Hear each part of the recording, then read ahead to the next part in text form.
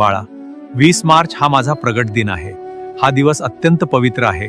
या दिवशी भक्ताने श्रद्धेने केलेली छोटीशी सेवा देखील व्यर्थ जात नाही.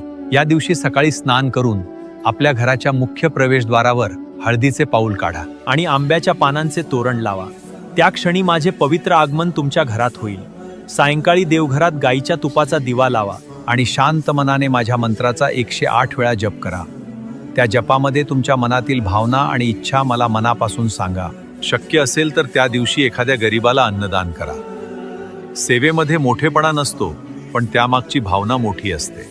जिथे श्रद्धा, सेवा आणि नामस्मरण असते, तिथे अडथळे आपोआप दूर होतात. मन शांत ठेवा.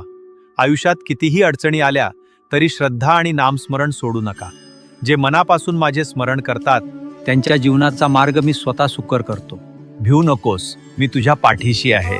फक्त श्री स्वामी समर्थ नामाचा जप करत राहा आणि ही व्हिडिओ माझ्या भक्तापर्यंत नक्की पोहोचवा.